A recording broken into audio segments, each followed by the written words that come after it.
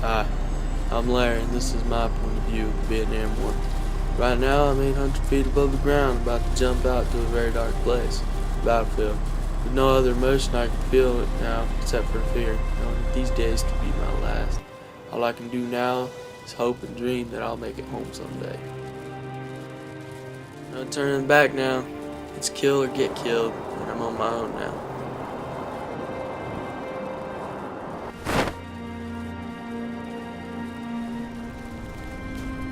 This is a war that will go on for around 20 years and take the precious lives of over 3 million people.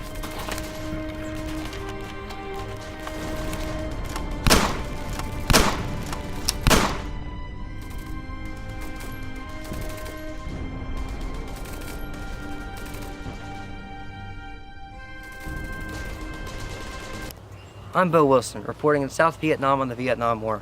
Follow me as I... Whoa, the heck? Sorry, I'm a little paranoid because this isn't the safest place in the world.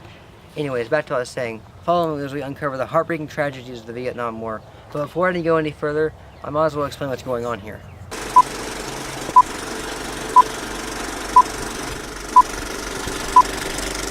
Vietnam was originally colonized by the French in 1885 and stayed this way until 1941. France had more than just Vietnam, though. They had colonized all of Southeast Asia and exploited their resources. Collectively, the combined colonies were called French Indochina. After World War II, the French colony was quickly overtaken by the Germans and the Vietnamese people who wanted their freedom. This created what was called a libertarian movement, which is defined as an organization or political movement leading in a rebellion or non-violent social movement against a colonial power or national government. All of this was led by the Viet Minh, whose leader was Ho Chi Minh. Ho Chi Minh was a communist, naturally giving the U.S. a bias against him because they did not believe in communism, but rather the capitalism system instead. Fast forward 4 years, and the Japanese had taken over the communist nation. Unfortunately, the Japanese followed in the footsteps of the French and exploited the nation's resources. They even caused a major famine that took the lives of 2 million Vietnamese. But the Japanese victory never lasted very long because they were soon defeated by the U.S. As I previously mentioned, the United States had no support for communism whatsoever and wanted to eradicate it completely. But they soon realized this would be impossible, so instead of making an attempt at getting rid of communism, they figured they could just continue it instead. The U.S. wanted to do this because they believe in the concept known as the domino theory, which is defined as a political event in one history that will cause similar events in neighboring countries, like a falling domino on an entire row of up-end dominoes to fall. This is the main cause of the U.S. getting involved in the Vietnam War. They didn't want the spread of communism. Even the American people at the time agreed that it was a good idea to pursue the war, but these thoughts would later be reversed to the course of the Vietnam War. This was due to the rapid escalation of fighting in South Vietnam and the success of Viet Cong. By 1967, there were over 500,000 U.S. troops deployed in South Vietnam. It was believed that over 60,000 innocent lives were taken from U.S. troops, as well as 150,000 wounded. That's over 20% of the total number of troops sent to Vietnam.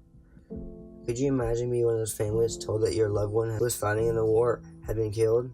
How could you even comprehend the situation that was even going on? Your whole life would be turned around.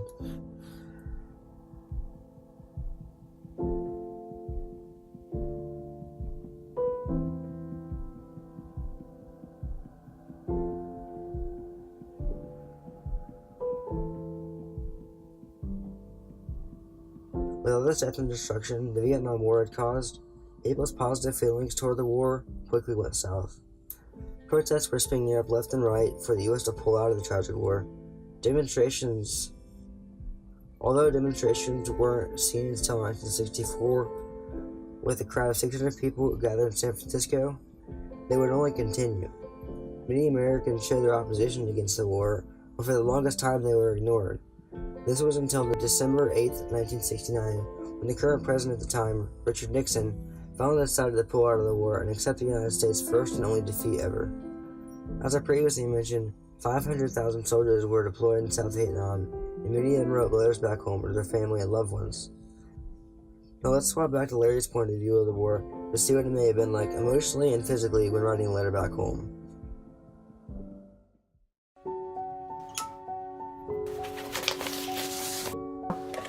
Dear Mom and Dad, getting short. Mom coming home pretty soon. Going to quit flying soon. Too much for me now. I went in front of a board for SB5.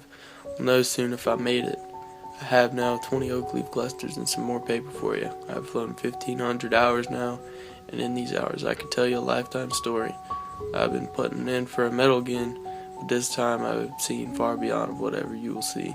That is why I'm going to quit flying. I dream of Valerie's hand touching mine and telling me to come home, but I wake up and it's some sergeant telling me I have to fly. Today I'm 21, far away, but coming home older. Love, Larry.